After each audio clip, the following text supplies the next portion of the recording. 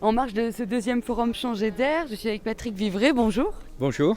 Alors vous sortez juste du débat de clôture, enfin de la grande synthèse, où chaque membre du FLO, chaque jeune est venu avec un membre du groupe des 10 rendre compte de ce qui s'était passé dans les collabs.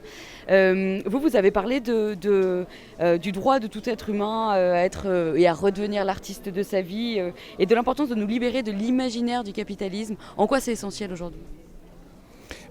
Parce que le premier effet de sidération, c'est-à-dire ce qui se passe quand même des victimes d'un système n'imaginent pas qu'il puisse être fait autrement, se produit dans nos propres mots. On peut dire le premier écosystème, un écosystème émotionnel, c'est celui des mots mêmes que nous utilisons. Par exemple, il y a quantité de mots du langage courant qui sont des mots très forts, qui ont été détournés par la novlangue de l'économie dominante, à commencer par le mot valeur.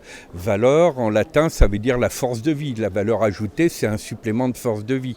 Si je transforme ce terme et que je dis c'est value for money, et si j'ajoute le but d'une entreprise, c'est de la création de valeur pour les actionnaires, c'est même plus de la réduction, c'est un coup de force sémantique.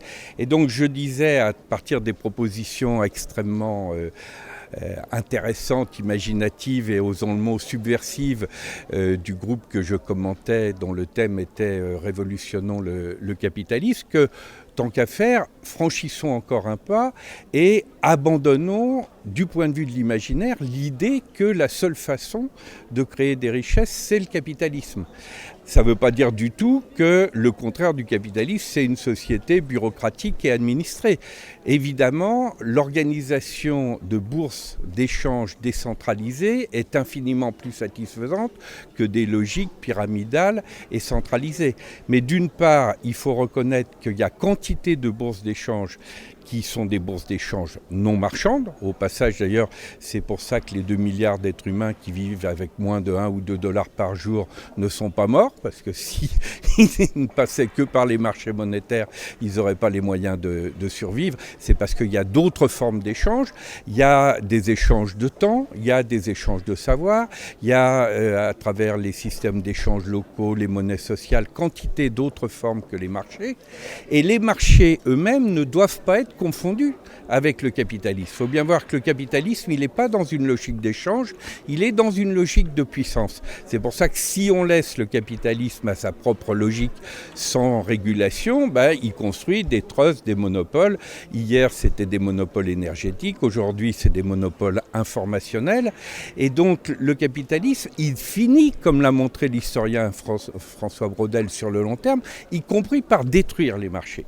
Donc, si nous arrêtons cette confusion entre capitalisme et marché, entre marché et échange, nous voyons bien qu'il y a quantité d'autres façons d'imaginer le devenir de nos sociétés.